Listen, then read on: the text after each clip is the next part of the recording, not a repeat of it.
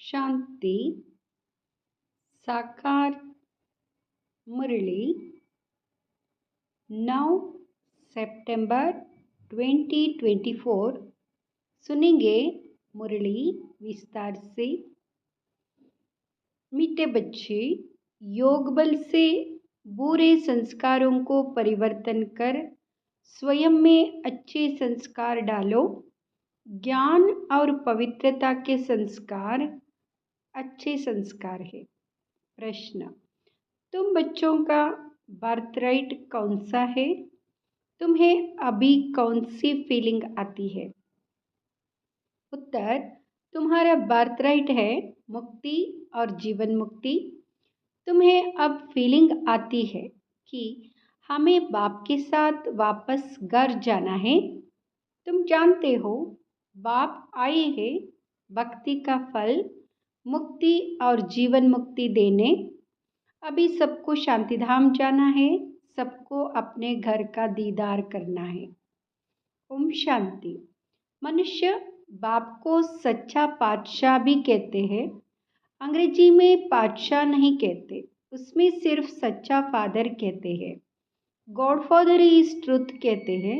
भारत में ही कहते हैं सच्चा पातशाह। अब फर्क तो बहुत है। वहाँ सिर्फ सच कहते, सच सिखलाते हैं, सच्चा बनाते हैं। यहाँ कहते हैं सच्चा पातशाह, सच्चा भी बनाते हैं और सचखंड का बादशाह भी बनाते हैं।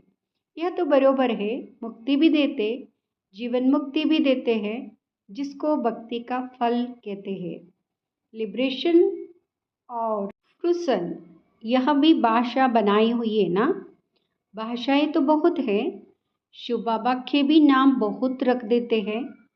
कोई को कहो उनका नाम शिव बाबा है तो कह देते हम तो उनको मालिक ही कहते हैं। मालिक तो ठीक है, परंतु उसका भी नाम चाहिए ना। नाम रूप से न्यारी कोई चीज़ होती नहीं। मालिक भी कोई चीज़ का बनता है ना। नाम रूप तो ज़रूर है। अभी तुम बच्चे जानते हो बाप बरोबर लिबरेट भी करते हैं। फिर शांतिधाम में सबको ज़रूर जाना है। अपने घर का दीदार सबको करना है। घर से आए हैं तो पहले उनका दीदार करेंगे। उसको कहते हैं गति सदगति। अक्षर कहते हैं परंतु अर्थ रहित। तुम बच्चों को तो फीलिंग रहती है हम अपने घर भी जाएंगे और फल भी मिलेगा नंबरवार। तुमको मिलता है तो और धर्म वालों को भी फिर समय अनुसार मिलता है। बाप ने समझाया था। यह पर्चा है बहुत अच्छा। तुम स्वर्गवासी हो या नरकवासी हो, तुम बच्चे ही जानते हो। यह मुक्ति जीवन मुक्ति दोनों गॉड फादरली बर्थराइट है। तुम लिख भी सकते हो बाप से तुम बच्चों को यह बर्थराइट मिलता है। बाप का बनने से दोनों चीज़ें प्राप्त होती है। वहाँ है रावण का बर्थराइट, यहाँ है परमपिता परमात्मा का बर्थराइट। यहाँ है भगवान का बर्थराइट, वहाँ है शैतान का बर्थराइट। ऐसे लिखना चाहिए जो कुछ समझ सके। अब तुम बच्चों को हेवन स्थापन करना है। कितना काम करना है। अभी तो जैसे बेबीज है, जैसे मनुष्य कलयुग के लिए कहते हैं कि अभी बेबी है। बाप कहते हैं सत्युग की स्थापना में बेबी है। अभी तुम बच्चों को वर्षा मिल रहा है। रावण का कोई वर्षा नहीं कहेंगे। गॉड फादर से तो वर्षा मिलता है। वहाँ कोई फादर थोड़े ही है। उसको रावण पांच विकारों को तो शैतान कहा जाता है। शैतान का वर्षा क्या मिलता है? पांच विकार मिलते हैं। सो भी ऐसा करते हैं, तमोप्रधान बन जाते हैं। अब दशहरा कितना मनाते हैं, सेरेमनी बनाते हैं, बहुत खर्चा करते हैं, विलायत से भी निमंत्रण दे बुलाते हैं। सबसे नामी ग्रामी दशहरा मनाते हैं मैसूर का। पैसे वाले भी बहुत है। रावण राज्य में पैसा मिलता है तो अक्ल ही छट हो जाता है। बाप डिटेल में समझाते हैं। इनका नाम ही है रावण राज्य। उसको फिर कहा जाता है ईश्वरीय राज्य। राम राज्य कहना भी रांग हो जाता है। गांधी जी राम राज्य चाहते थे। मनुष्य समझते हैं गांधी जी भी अवतार थे। उनको कितने पैसे देते थे, उनको भारत का बापूजी कहते थे। अब यहाँ तो सारे विश्व का बापू है। अभी तुम यहाँ बैठे हो, जानते हो कितनी जीवात्माएं होंगी। जीव शरीर तो विनाशी है, बाकी आत्मा है अविनाशी। आत्माएं तो ढेर है। जैसे ऊपर में सितारे रहते हैं ना, सितारे जास्ती है या आत्माएं जास्ती है? क्योंकि तुम हो धरती के सितारे और वहाँ आसमान के सितारे। तुमको देवता कहा जाता है, वहाँ फिर उनको भी देवता कह देते, तुमको लकी सितारा कहा जाता है ना। अच्छा, इस पर फिर आपस में डिस्कस करना। बाबा अभी इस बात को नहीं छेड़ते हैं। यह तो समझाया है कि सभी आत्माओं का एक बाप है। इनकी बुद्धि में तो सब है, जो भी मनुष्य मात्र है सबका वह बाप है। यह तो सब जानते हैं कि सारी सृष्टि समुद्र पर खड़ी है। यह भी कोई सबको नहीं मालूम है। बाप ने समझाया था यह रावण राज्य सारे सृष्टि पर है, ऐसे नहीं। रावण राज्य कोई सागर के पार है। सागर तो ऑलराउंड है ही। कहते हैं ना, नीचे बैल है, उसके सींगों पर सृष्टि खड़ी है।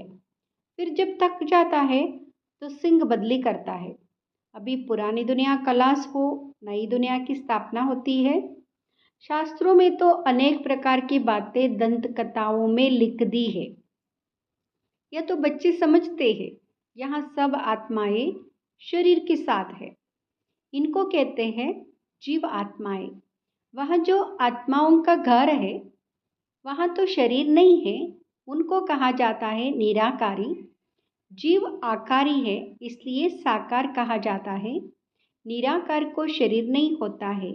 यहाँ है साकारी सृष्टि, वहाँ है निराकारी आत्माओं की दुनिया। इसको सृष्टि कहेंगे। उसको इनकॉर्पोरियल वर्ड।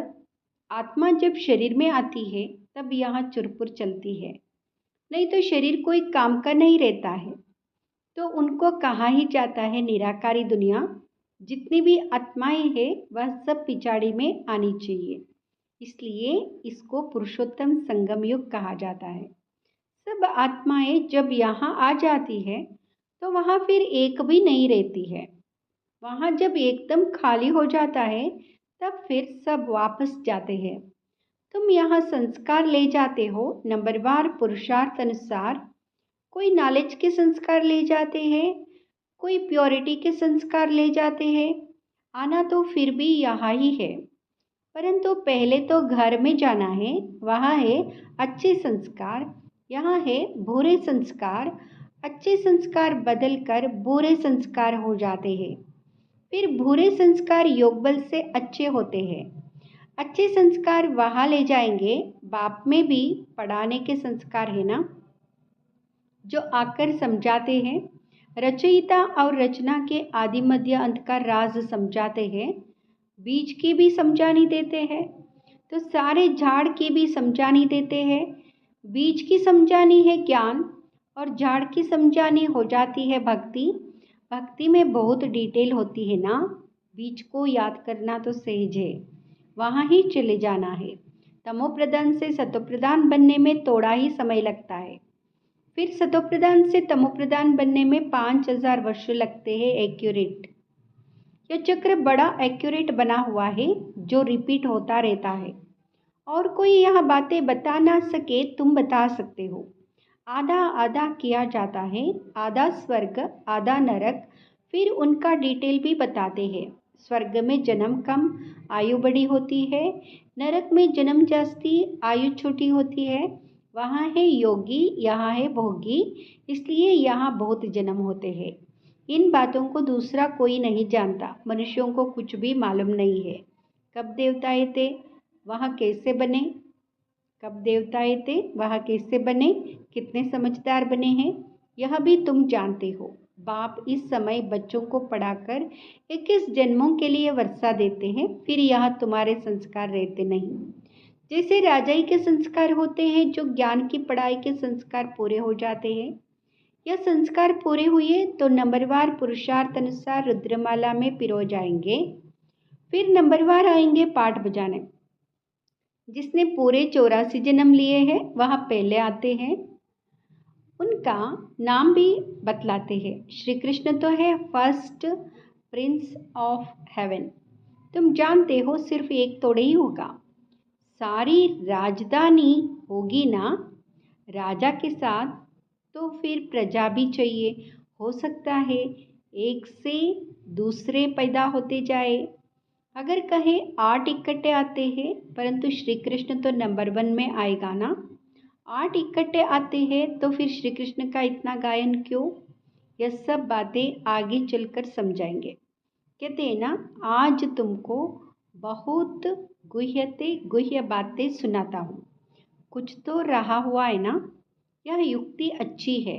जिस बात में देखो नहीं समझते हैं तो बोलो हमारी बड़ी बहन उत्तर दे सकती है, या तो कहना चाहिए अभी बाप ने बताया नहीं है। दिन प्रतिदिन गुह्यते गुह्य सुनाते हैं। इस कहने में लज्जा की बात नहीं। गुह्यते गुह्य पॉइंट्स जब सुनाते हैं तो तुमको सुनकर बहुत खुशी होती है। पिछाड़ी में फिर कह देते हैं मनमना भव मध्यजी भव। अक्षर भी शास्त्र बनाने वालों ने लिखा है। मूंझने की तो ज़रूरत नहीं है। बच्चा बाप का बना और बेहद का सुख मिला, इसमें मनसा वाचा कर्मणा पवित्रता की ज़रूरत है। लक्ष्मी नारायण को बाप का वर्षा मिला है ना। यह पहले नंबर में है जिनकी ही पूजा होती है। अपने को भी देखो, हमारे में ऐसे गुण हैं। अभी तो बेगुण है ना। अपने अवगुणों का भी किसको पता नहीं है। अपने अवगुणों का भी किसी को पता नहीं है।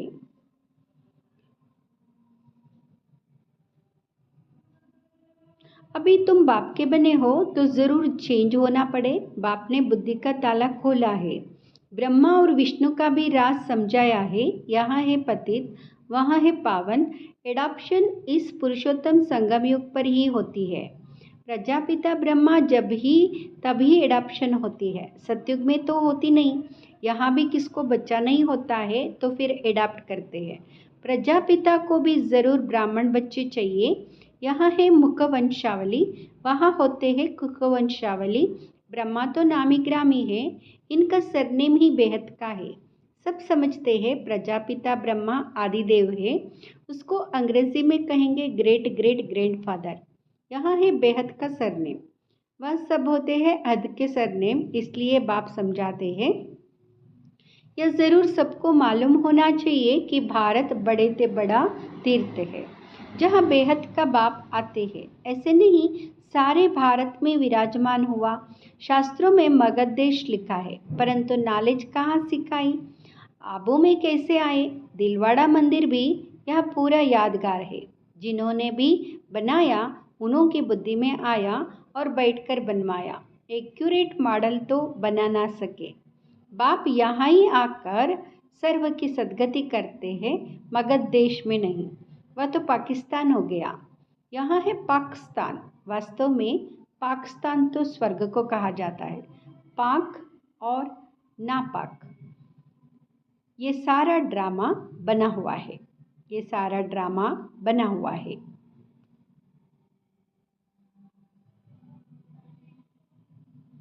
तो मीठे मीठे सिकिलते बच्चे, तुम यहाँ समझते हो आत्मा ये परमात्मा अलग रहे बहुकाल। कितने काल के बाद मिले हो, फिर कब मिलेंगे? सुंदर मेला कर दिया जब सदगुरु मिला दलाल के रूप में। गुरु तो बहुत है ना, इसलिए सदगुरु कहा जाता है। स्त्री को जब हथियाला बांधते हैं तो भी कहते या पति तुम्हारा गुरु ईश्वर है। पति तो पहले पहले नापाक बनाते हैं। आजकल तो दुनिया में बहुत गंध लगा पड़ा है। अब तुम बच्चों को तो गुलगुल बनना है। तुम बच्चों को पक्का पक्का हथियाला बाप बांधते हैं। पक्का पक्का हथियाला बाप बांधते हैं संगम युग में। यूँ तो शिव जयंती के साथ ही रक्षाबंधन हो जाता है। गीता जयंती भी हो जानी चाहिए। श्री कृष्ण की जयंती थोड़ा देरी से नई दुनिया में हुई है। बाकी त्योहार सब इस समय के हैं। नाम राम नवमी कब हुई यह भी कोई को पता है क्या? तुम कहेंगे नई दुनिया में 1250 वर्ष के बाद में रामनवमी होती है। शिव जयंती, कृष्ण जयंती, राम जयंती कब हुई यह कोई भी बता नहीं सकते। तुम बच्चे भी अभी बाप द्वारा जान गए हो, एक्यूरेट बता सकते हो। गोया सारी दुनिया की जीवन कहानी तुम बता सकते हो। लाखों वर्ष की बात थोड़े ही बता सकते। बाप कितनी अच्छी बेहद की पढ़ाई पढ़ाते। एक ही बार तुम 21 जन्मों के लिए नंगन होने से बचते हो। अभी तुम 5 विकारों रूपी रावण के पराये राज्य में हो। अभी सारे 84 का चक्र तुम्हारी स्मृति में आया है। 84 का चक्र तुम्हारी स्मृति में आया है। अच्छा, मीठे मीठे सिकिलदे बच्चों प्रति माता पिता बाप दादा का याद प्यार और गुड मॉर्निंग। रूहानी बाप की रूहानी बच्चों को नमस्ते। हम रूहानी बच्चों की रूहानी माता पिता बाप दादा को याद प्यार गुड मॉर्निंग, नमस्ते, शुक्रिया बाबा, शुक्रिया। धारणा के लिए मुख्य सार। फर्स्ट, बेहद सुख का वर्षा प्राप्त करने के लिए मनसा वाचा कर्मणा पवित्र जरूर बनना है। अच्छे संस्कार योग बल से धारण करने हैं। अपने को गुणवान बनाना है। दूसरा, अपने को गुणवान बनाना है। सदा खुशी में रहने के लिए बाप जो रोज गुह्य गुह्य बातें सुनाते हैं उन्हें सुनना और दूसरों को सुनाना है। किसी भी बात में मूंझना नहीं है, युक्ति से उत्तर देना है, लज्जा नहीं करनी है। आज की मुरली से वरदान। सुख स्वरूपन हर आत्मा को सुख देने वाले मास्टर सुखदाता भव। जो बच्चे सदा यथार्थ कर्म करते हैं, जो बच्चे सदा यथार्थ कर्म करते हैं उन्हें